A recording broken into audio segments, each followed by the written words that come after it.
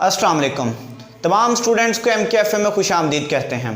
आज हम डिस्कस करने वाले हैं proper integral, improper integral, convergent integral and divergent integral. बहुत इंपॉर्टेंट टॉपिक है और आसान टॉपिक है, ध्यान से समझिएगा।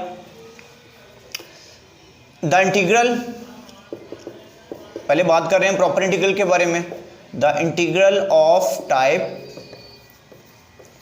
Integration from a to b f of x dx is said to be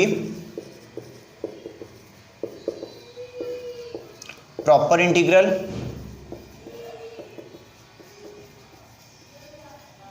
if, अब इस तरह का इंटीग्रल जिसमें का लिमिट गिवन है a से b तक, ये प्रॉपर इंटीग्रल तब होगा अगर if limit a to b, a और b, a and b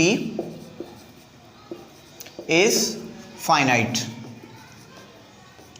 जो लिमिट उसमें गिवन है हमें a से b तक जो दी गई है ये टोटल फाइनाइट होनी चाहिए, यानी a भी फाइनाइट होना चाहिए और b भी फाइनाइट होना चाहिए। ये तो पहली कंडीशन है ना कि वो प्रॉपर इंटीग्रल कब होगा। एक इस तरह का प्रॉपर इंटीग्रल होता है, दूसरा प्रॉपर इंटीग्रल किस तरह का होता है, दो तरह के टोटल प्रॉपर इंटीग्रल होते हैं।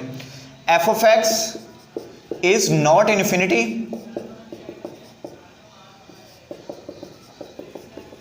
at close interval ab, यानी जो लिमिट गिवन है a से b तक, a से लेकर b तक, इसके दरमियान में जितने एलिमेंट्स आ रहे हैं उन पर भी फंक्शन इन्फिनिटी नहीं होना चाहिए, तब वो इंटीग्रल क्या होगा, प्रॉपर इंटीग्रल कहलाएगा। If any one of these conditions violated, then integral is called improper integral।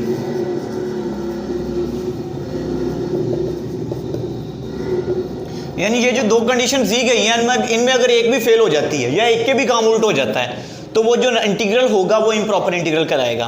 किस तरह से, यहां पे हमने कहा है कि a और b जो लिमिट है वो फाइनाइट होनी चाहिए, इन दोनों में से कोई एक इनफाइनाइट आ जाए, यानी कि इस तरह की integration from 0 to infinity f of x dx, या इस तरह की integration from minus infinity to infinity f of x dx, यानी दोनों भी इन्फिनिटी हो सकती हैं, यानी कि इन्फिनिटी आ जाए। दूसरा ये कि जो फंक्शन है, इम्प्रॉपर इंटीग्रल की बात कर रहे हैं, फंक्शन अगर इन्फिनिटी आ जाए उस इंटरवल पर किसी भी एलिमेंट्स पर, चाहे a पर आ जाए, b पर आ जाए या इनके दरमियान किसी एलिमेंट पर आ जाए, तब भी वो इंटीग्रल क्या होगा, इम्प्रॉपर इंटीग्रल होगा।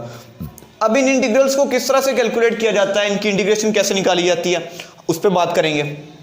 फर्स्ट कर ले, मेरे पास इस तरह का इंटीग्रल है, integration from 0 to infinity f of x dx that is equal to, अब इसे कैलकुलेट करना है। अब एक लिमिट इन्फिनिटी आ रही है, आपने क्या करना है कि बाहर लिमिट अप्लाई करवाएं x अप्रोचेस टू इन्फिनिटी, और वहां पर जो इन्फिनिटी था उसकी जगह पे x को रिप्लेस कर दें, यानी कि जो इस इन्फिनिटी की जगह पे x लिख दिया और बाहर लिख दिया कि x जो है वो इन्फिनिटी को अप्रोच कर रहा है।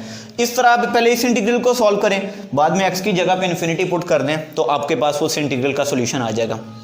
दूसरा हमारे पास किस तरह का होता है कि अगर इस तरह हो कि जो हमारे पास फंक्शन है f of x is infinity, यानी फंक्शन इन्फिनिटी आ जाए at x is equal to a, या अपर लिमिट पर, जो उसकी लोअर लिमिट पर, जो उसकी लोअर लिमिट है उस पर इस फंक्शन, ये फंक्शन क्या आ जाए, इन्फिनिटी आ जाए, तब हम उसको किस तरह से सॉल्व करते हैं उस इंटीग्रल को, integration from a to b f of x dx that is equal to limit, हमने एक आर्बिट्रेरी स्मॉल वैल्यू ले लेनी है, बहुत छोटा सा नंबर ले लेना है, एप्सिलॉन जो कि 0 को अप्रोच कर रहा है, मींस के वो 0 के करीब है, तो लोअर लिमिट में आपने उस एप्सिलॉन को ऐड कर देना है, बाकी सारा काम वही। यानी अगर जो लोअर लिमिट है उस पर फंक्शन इन्फिनिटी आ जाता है तो लोअर लिमिट में एप्सिलॉन को ऐड करके बाहर एप्सिलॉन अप्रोचेस टू 0 अप्लाई कर देना है और इस इंटीग्रल को सॉल्व कर देना है। बाद में जहां जहां एप्सिलॉन आ रहा होगा वहां 0 पुट कर देना है। तो इस तरह इस इम्प्रॉपर इंटीग्रल को सॉल्व किया जा सकता है। अगर ऐसा हो f of x is infinity at x is equal to b, अगर b पर ये फंक्शन इन्फिनिटी आ जाता है, मतलब कि अपर लिमिट के ऊपर, तब हम क्या करेंगे, थोड़ा सा फर्क है बस, f of x d x is equal to limit epsilon approaches to 0 integration from a to b. Upper limit में एप्सिलॉन को क्या कर देना है, माइनस कर देना है, और बाहर limit epsilon approaches to 0 apply करवा देनी है। इस इंटीग्रल को सॉल्व करना है, लिमिट पुट करनी है इसकी, जो आंसर आएगा उस पर ये वाली लिमिट पुट कर देनी है, यानी एप्सिलॉन की जगह पर 0 पुट कर देना है, तो इम्प्रॉपर इंटीग्रल का सॉल्यूशन आ जाएगा। और अगर ऐसा हो जाता है, if f of x is infinity at x is equal to c, यानी किसी सी पॉइंट पर, और ये सी पॉइंट क्या है, ये इंटरवल ए बी के दरमियान में है, यानी कि असल में ना तो ये a है ना b है, इनके दरमियान में कोई सी पॉइंट है, उस पर ये फंक्शन क्या आ रहा है, इन्फिनिटी आ रहा है। तो उस इम्प्रॉपर इंटीग्रल को हम कैसे सॉल्व करेंगे, उसको हम इस तरह से लिखेंगे, integration from a to b f of x d x is equal to, इसे ओपन करें, integration from a to c f of x d x plus integration from a to c to b f of x d x, यानी आपने open किया, इनके दरमियान में a और b के दरमियान में कोई पॉइंट था c, उस पर फंक्शन इन्फिनिटी आ रहा था। तो आपने क्या किया, पहले उस a से उस पॉइंट c पर गए जो कि इनके दरमियान में था, फिर c से b तक गए, और c पॉइंट पर ये इन्फिनिटी आ रहा है ना, तो यहां पे आप लिखें जी लिमिट एप्सिलॉन अप्रोचेस टू 0। अब c असल में खुद अनडिफाइंड नहीं है, इन्फिनिटी नहीं है, ये खुद एक पॉइंट है, लेकिन इस पॉइंट पर फंक्शन की वैल्यू इन्फिनिटी आ रही है। अब एप्सिलॉन अप्रोचेस टू 0 अप्लाई करवा के ऊपर एप्सिलॉन क्या कर देना है, माइनस कर देना है। इसी तरह यहाँ पे एप्सिलॉन अप्रोचेस टू 0 अप्लाई करवा के नीचे क्या कर देना है, एप्सिलॉन प्लस कर देना लोअर लिमिट में। इस तरह से इन इंटीग्रल्स को सॉल्व कर देना, हमारे पास उसका आंसर आ जाएगा। ये तो हम बात कर रहे थे सिर्फ इम्प्रॉपर इंटीग्रल्स और प्रॉपर इंटीग्रल्स की। अब हम बात करते हैं कन्वर्जेंट इंटीग्रल क्या होते हैं और डाइवर्जेंट इंटीग्रल क्या होते हैं।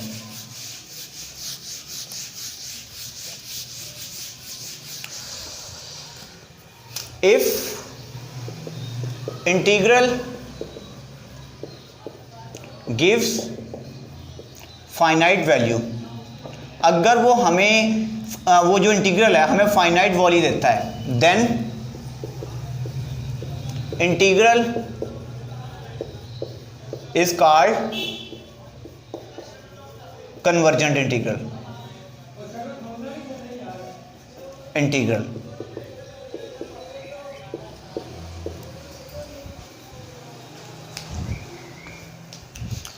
और अगर ऐसा होता है कि इंटीग्रल हमें इन्फिनिटी वैल्यू देता है, if integral gives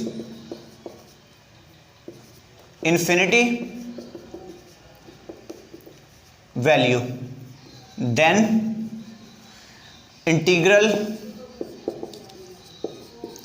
is called divergent integral.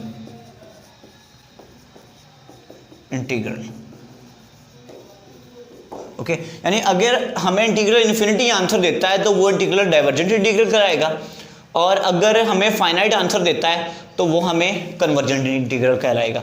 Example इसकी लेते हैं एक, सबसे पहले तो हम सिंपल एक इम्प्रॉपर इंटीग्रल ले लेते हैं, integration from 0 to infinity f of x d x, f of x हमने यहाँ पे कोई लेना है, एफ ऑफ एक्स की जगह पे आ जाएगा e की power minus x d x is equal to, अब इम्प्रॉपर इंटीग्रल है, इसे हमने सॉल्व करना है। मैंने बताया था कि आपने अपर लिमिट जो है इन्फिनिटी उसको बाहर यहाँ पे मेंशन कर देना है, x approaches to infinity, integration from 0 to x, इस तरह ले, ऊपर क्या आ जाएगा, x आ जाएगा।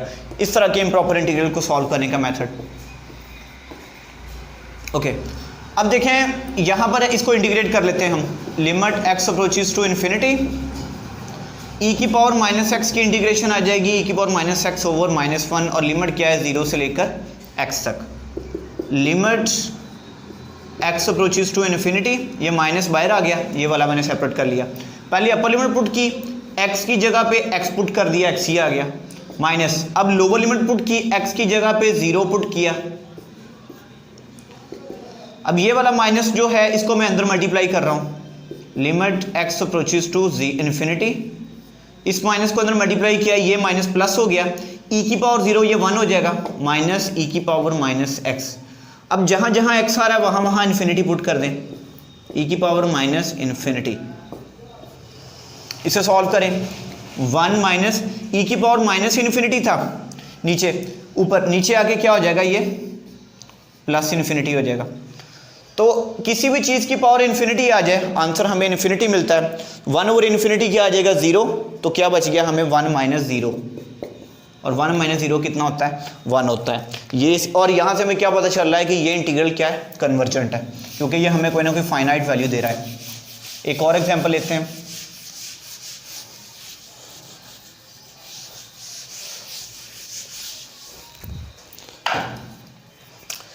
इंटीग्रल ले रहा हूं मैं 0 से लेकर 1 तक x की पावर -2 ओवर 3 dx। अब देखिए लिमिट तो यहां पर फाइनाइट है हमारे पास, इनफाइनाइट नहीं है, लेकिन इसके बावजूद ये इंटीग्रल हम इम्प्रॉपर इंटीग्रल है। उसकी क्या वजह है कि जो हमारे पास यहां पर फंक्शन है x की पावर -2 ओवर 3, अगर हम इसको 0 वैल्यू देते हैं, या ऐसे पहले करें, इसको नीचे ले जाके पहले प्लस का कर दें, अगर हम इसको 0 दें पॉइंट, यानी कि जो 0 पुट कर दें इसकी जगह पे, 1 ओवर 0 की पावर 2 ओवर 3, ये 0 ही आ जाएगा, और 1 ओवर 0 कितना होता है, इन्फिनिटी होता है। यानी कि लोअर लिमिट पर इसका हमें क्या आंसर मिल रहा है, इस फंक्शन का इन्फिनिटी मिल रहा है। तो ये इंटीग्रल क्या हुआ, इम्प्रॉपर इंटीग्रल हुआ। इस तरह के इम्प्रॉपर इंटीग्रल को सॉल्व करने का तरीका बताया था आपको मैंने अभी कि एप्सिलॉन अप्लाई करवा दें, लिमिट एप्सिलॉन अप्रोचेस टू 0। अब लोअर लिमिट की वजह से मसला हो रहा है ना, तो लोअर लिमिट में एप्सिलॉन ऐड कर दें। अपर लिमिट में होता मसला तो अपर लिमिट में एप्सिलॉन माइनस कर देना था। यही प्रॉपर्टीज हमने पढ़ी हैं इसकी। अब इसको इंटीग्रेट कर दें, x की पावर -2 ओवर 3। इंटीग्रेशन आप लोगों को आती होगी, यकीन है, क्योंकि कैलकुलस का चैप्टर 4 पढ़ रहे हैं आप, और यहाँ तक बंदा तभी पहुँचता है जब बंदा इंटीग्रेशन सीख के आ चुका होता है। -2 ओवर 3 में 1 ऐड कर दें और उसी के साथ डिवाइड कर दें। -2 ओवर 3 में 1 ऐड करेंगे, हमारे पास क्या आ जाएगा, -2 + 3 that is equal to 1 over 3। ये क्या आ जाएगा जी, 1 ओवर 3, और इसी के साथ डिवाइड भी कर दें। और लिमिट क्या है जी, 0 प्लस एप्सिलॉन से 1 तक। इसे कैलकुलेट करें, ओवर का ओवर ऊपर आ जाएगा, 3 यहाँ पे बाहर लिख दें क्योंकि इसमें तो एप्सिलॉन आ ही नहीं रहा, ना एक्स आ रहा है। लिमिट एप्सिलॉन अप्रोचेस टू 0, पहले अपर लिमिट पुट की, वो कितनी है, 1। एक्स की जगह पे 1 पुट किया, 1 की पावर 1 ओवर 3 भी लेंगे, 1 ही आ जाएगा, माइनस। अब लोअर लिमिट पुट की, एक्स की जगह पे हमने पुट किया जी 0 प्लस एप्सिलॉन, 0 प्लस एप्सिलॉन, और इसकी पावर कितनी है जी, 1 ओवर 3, वो वैसे ही आ जाएगी। ओके, अब इसमें एप्सिलॉन अप्रोचेस टू 0 है, जहां जहां एप्सिलॉन आ रहा है वहां वहां 0 पुट कर दें।